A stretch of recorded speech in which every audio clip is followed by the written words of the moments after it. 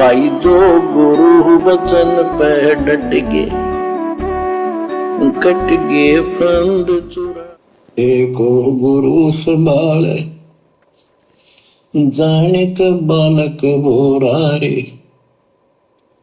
कह कबीर तुम चढ़ राखो यो सोई में डोरा रे। कह कबीर तुम चढ़ राखो जो सोई में डोरा रे। मानत न मन मोरा साधो, मानत न मन मोरा रे। बार बार मैं ये समझाऊं जग में जीवन थोड़ा रे। बार बार मैं ये समझाऊं जग में जीवन थोड़ा रे। और जब आप और हम भगत भाई बहन इस शब्द को गाते हैं तो हम क्या बोलते हैं? बार बार सतगुरु समझावे जग में जीवन थोड़ा है। आप और हम ये शब्द गाएंगे तो क्या बोलेंगे? ये नहीं बोलेंगे बार बार मैं ये समझाऊं, नहीं, हमने बोलना है बार बार सतगुरु समझावे जग में जीवन थोड़ा रे। अब भाई गुरु तो परमात्मा है, ये चाहे सतगुरु बोले चाहे मैं बोले, इनकी मर्जी। लेकिन भगत ने क्या बोलना है? बार बार सतगुरु समझावे जग में जीवन थोड़ा रे। और मैं ये समझाऊं जग में जीवन थोड़ा रे। दुविधा दुर्मति चतुराई में जन्म गया नर तोड़ा रे। अब 90% संगत का जन्म व्यर्थ में जा रहा है। दुविधा दुर्मति चतुराई में जन्म गया नर तोड़ा रे। संगत दुविधा में है। कौन है परमात्मा? Kabir is God, Kabir is God, लेकिन पहचान नहीं पा रही कि कबीर कौन है, कहां है कबीर। कबीर की फोटो से थोड़ी बात बनेगी। फिलहाल मुझे भूख लग रही है बहुत तेज, और मेरे सामने कोई रोटी की फोटो लाके दे दे, तो क्या वो रोटी की फोटो देखने से खाने से मेरा पेट भरेगा? मुझे तो ओरिजिनल रोटी चाहिए। तो ठीक है, कबीर भगवान है, कबीर बंदी छोड़ है, कबीर मोक्ष देता है, कबीर भक्ति देता है, लेकिन कबीर है कहां वर्तमान में जो मुझे भक्ति दे, मुझे नाम दे, मुझे ज्ञान दे? जब तक वो सामने प्रकट नहीं होगा, जब तक ओरिजिनल रोटी नहीं आएगी मेरे सामने, तब तक मेरी भूख कैसे मिटेगी? तो दुविधा दुर्मति चतुराई में जन्म गया नर तोड़ा रे। 90% संगत का जन्म इसी दुविधा में सतगुरु की शरण में आने के बाद भी व्यर्थ में जा रहा है। गुरु बना रखा है सतगुरु जी को, सतगुरु रामपाल जी को, और भगवान मान के पूज रहे हैं वो डाडी मूछ वाली कबीर की मुर्दा फोटो को। इसको कहते हैं दुविधा दुर्मति चतुराई में जन्म गया नर तोड़ा रे। और परमात्मा कहते हैं अब भी आन मिलो सतगुरु से, करो गुरु ज्ञान पे गोरा रे। कि जो ज्ञान दे दिया ना, सतसेवकों की तरह उस ज्ञान के ऊपर विचार करो। और अब भी आन मिलो सतगुरु से। अभी भी समय है, जब तक तुम्हारी श्वासें शेष हैं, अपने सतगुरु को ही सब कुछ मान लो। अपने सतगुरु से मिल जाओ, एक भाव हो जाओ। सतगुरु के अलावा किसी और में परमात्मा मत देखो। तो कहते हैं अब भी आन मिलो सतगुरु से। वो दाढ़ी मूछ वाला नहीं आने वाला तुम्हें यहां से पार करने के लिए। जब वो दाढ़ी मूछ वाला तुम्हें ज्ञान देने नहीं आया, तुम्हें नाम देने नहीं आया, तो तुम्हारे लिए विमान कैसे लेके आएगा? तो मालिक कहते हैं अब भी आन मिलो सतगुरु से। तुम्हारा सतगुरु स्वयं परमात्मा है। चतुराई में जन्म गया नर तोड़ा रे। अब भी आन मिलो सतगुरु से, करो गुरु ज्ञान पे गोरा रे। बच्चों के जब तक तत्व ज्ञान नहीं होता तब तक इंसान कोई भी अच्छा काम नहीं करता। दुविधा यानी क्या करूं क्या न करूं, या भक्ति ठीक है या भक्ति ठीक नहीं है। दुर्मति यानी कुबुद्धि के कारण सारे उल्टे काम करावा का। दुविधा दुर्मति, दुविधा यानी कौन सी भक्ति करूं कौन सी नहीं करूं। अरे यार, ये सत्सेवक सही हैं या मैनेजमेंट वाले सही हैं? दुविधा और दुर्मति, जब तक आप अपने गुरु को नहीं पहचानोगे, ये दुर्मति आपके सिर पर बैठी रहेगी, आपसे ये कुबद करवाएगी, कुबद। और सारी कुबद करवा दी। जाट आरक्षण, गुंडों की सीबीआई जांच, स्टेडियम बनाना, हॉस्पिटल बनाना, जाटों की धर्मशाला बनाना, गांव वालों के लिए रोड बनाना। मजदूर बन गए भगत, मजदूर काल ने बना दिया, क्योंकि दुर्मति में जी रहे हैं, दुविधा में जी रहे हैं। हम सत्सेवक तो नहीं फंसे इनके काल के जाल में, हम तो दुविधा और दुर्मति के शिकार नहीं हुए। क्यों? क्योंकि हमने अपने गुरुजी से लगन लगा के रखी। हमने अपने गुरु के अतिरिक्त किसी की बात नहीं मानी, इसलिए काल हमें लपेटे में नहीं ले पाया और हम निसंशय होके भक्ति कर रहे हैं। हम निसंशय हैं, तभी तो हमने वो कबीर की मुर्दा फोटो फाड़ फाड़ के वीडियो बनाए। अगर हमें जरा भी संशय होती कि कहीं ये दाढ़ी मूंछ वाला भगवान ना हो, हम वो फोटो नहीं फाड़ सकते थे। लेकिन गुरु के ज्ञान ने हमारी संशय समाप्त कर दी कि रियल कबीर ओनली सतगुरु रामपाल जी भगवान, और मुर्दा कबीर ये दाढ़ी मूंछ वाली फोटो। वो मुर्दा है, सबको पता है। देखिए, आश्रम वाले उसको फाड़ के तो दिखा दो।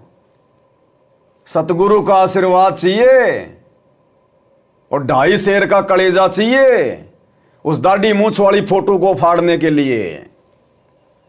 हमारे एक भगत जी हैं, मुकेश भगत जी, वो बताया करते हैं हमारे को, जब वो दाढ़ी मूंछ वाली कबीर की हम लोग फोटो फाड़ना शुरू कर रहे थे, तो वो थोड़ा सा विचार कर रहे थे, वो फाड़ नहीं पा रहे थे। अब परमात्मा ने तो फड़वानी थी अपनी आत्मा से। भाई, साथ संगति में जुड़े हो और फोटो नहीं फाड़ोगे, ये तो हो ही नहीं सकता। तो जरा सा उनके कोई संशय था, हल्का सा, फाड़ूं ना फाड़ूं, फाड़ूं ना फाड़ूं। उसी रात उनको शौपन आया, वो दाढ़ी मूंछ वाला मुर्दा कबीर उस मुकेश भगत के सपने में गले दबा रहा है, गले उसको मारने का प्रयास कर रहा है, उसका गला दबा रहा है। भगत तो पसीने में पसीना, सुबह उठा, घबरा गया और सबसे पहले जाकर उसने वो फोटो फाड़ी कि जब तक फाड़ूंगा नहीं तब तक काल पीछा नहीं छोड़ेगा। सुबह उठते ही उस मुकेश भगत जी ने सबसे पहले वो फोटो फाड़ी, और आज 1.5 साल हो गई, वो सपने में भी नहीं आ रहा, सपने में भी वो दाढ़ी मूंछ वाला, सपने में भी। यानी परमात्मा सतगुरु रामपाल जी ने खुद ही दाढ़ी मूंछ वाला रूप बना के उस भगत का गला दबाया कि फाड़ दे इसको। अगर साथ संगति में रहना है तो, गुरु को परमात्मा मानना है तो फाड़ इसको। सब लोग फाड़ फाड़ के जा रहे हैं, तू क्यों पीछे रह गया? तेरे साथ की कितनी जाली, तू क्यों रह गई पाछे? सुबह उठते भगत ने सबसे पहले वही शुभ काम किया। आज उसको सपने में भी नहीं आ रहा, सपने में भी। तो जब तक हम दुविधा में रहेंगे तो दुर्मति हमारे साथ रहेगी, और दुर्मति के शिकार होकर ही सतलोक आश्रम वालों ने गुरुदेव के जेल जाने के बाद सारे उल्टे कर्म किए हैं, सारे उल्टे कर्म। क्योंकि सद्बुद्धि आपको आ ही नहीं सकती जब तक गुरु का पूरी तरह से आशीर्वाद भगत पे नहीं होगा। कि ठीक है ये, या भक्ति ठीक नहीं, ज्ञान नहीं होता तब तक इंसान कोई भी अच्छा काम नहीं करता। दुविधा, यानी क्या करूं क्या न करूं, या भक्ति ठीक है या भक्ति ठीक नहीं है। दुर्मति यानी कुबुद्धि के कारण सारे उल्टे काम करावा काम। अब जैसे प्रसंग कर रहा था कि सतगुरु की शरण में आ जाओ, उसके आने के बाद वो कितना प्यार देता है, कैसे आपकी रक्षा करता है, आपका पोषण करता है, दुख निवारण करता है। अब बताओ, सारे काम सतगुरु कर रहा है। दुख निवारण भी सतगुरु करेगा, प्यार भी सतगुरु करेगा, पोषण भी सतगुरु करेगा, रक्षा भी सतगुरु करेगा। फिर वो दाढ़ी मूंछ वाला कौन है भाई? अरे फिर और भगवान का जिक्र क्यों नहीं आ रहा जब सारा काम सतगुरु कर रहा है? और सतगुरु कौन? हमारे गुरु जी। तो फिर इनके अलावा हम किसी और को क्यों पूजें? किसी और का प्रकट दिवस क्यों मनाएं? किसी और की फोटो अपने घर पर रखकर ऐसे समर्थ सतगुरु को क्यों नाराज करें? क्या कह रहे हैं परमात्मा, जब सारे काम सतगुरु कर रहा है। तो उसके आने के बाद वो कितना प्यार देता है, कैसे आपकी रक्षा करता है, आपका पोषण करता है, दुख निवारण करता है। गरीब जोजन मेरी शरण है, ताका हूं मैं दास, गेल गेल लाग्या दुर्लभ दक्ति आकाश। तो उसका दास का अर्थ गुलाम, नौकर, पतिव्रता जमी पर जो जो धर है पांव, समर्थ झाड़ू देते हैं ना काटा देते हैं। जब आप इस पद पर आ जाओगे, समर्पित हो जाओगे, सोकर में भी किसी अन्य देव देवता का इष्ट रूप में समझ ना करोगे, उस जब आप इस पद पे आ जाओगे, पतिव्रता पद पे आ जाओगे, शौपन में भी किसी अन्य देवी देवता या अन्य किसी का सुमरण नहीं करोगे इष्ट रूप में। जबकि इन आश्रमों में तो जून के महीने में जो कबीर प्रकट दिवस मनाया जाता है, वो अपना इष्ट मान के तो मनाया जाता है। वो दाढ़ी मूछ वाले कबीर का जो प्रकट दिवस मनाया जाता है, कबीर प्रकट दिवस, वो अपना इष्ट मान के मनाया जाता है। इष्ट कौन होता है? परमात्मा। तो परमात्मा कहते हैं जब तक आप अपने गुरु के अलावा किसी और में अपना इष्ट नहीं देखोगे और पूरी तरह से समर्पित हो जाओगे, तो समझो आप पतिव्रता पद पे आ गए। और पतिव्रता पद पे आने के बाद फिर देखना गुरु के खेल, फिर देखना गुरु के झटके। परमात्मा कांटा भी नहीं लगने देगा। कांटा भी नहीं लगने देने का मतलब है आपके जीवन में यदि कोई संकट, कोई समस्या, कोई दुख तकलीफ आनी होगी, परमात्मा उसको बाईपास कर देगा, बाईपास। और आपको महसूस करवाएगा कि मेरे ऊपर यह बहुत बड़ा संकट आना था, लेकिन मेरे गुरुदेव भगवान की दया से यह टल गया। आज संगत दुखी क्यों है? आज 90% संगत क्यों दुखी है, क्यों परेशान है, क्यों अकाल मौत मर रही है? घर घर में झगड़े, जितनी भी रमणियां होती हैं इन आश्रमों में, 50% में वाद विवाद, झगड़े, तलाक, बच्चे पैदा कर करके छोड़ दिए माता बहनों को। क्यों? क्योंकि इनमें से पतिव्रता पद पे कोई नहीं है। ये अपने गुरु को अपना इष्ट नहीं मानते, इसलिए परमात्मा का पूर्ण आशीर्वाद उनके ऊपर नहीं है। इसलिए परमात्मा उनके जीवन में आने वाले संकटों को नहीं टाल रहा।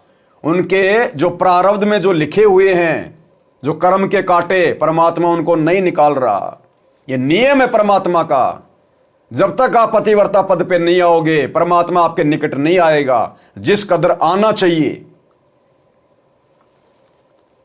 भाई जो गुरु बचन पे डट गे, कट गे फंद 84।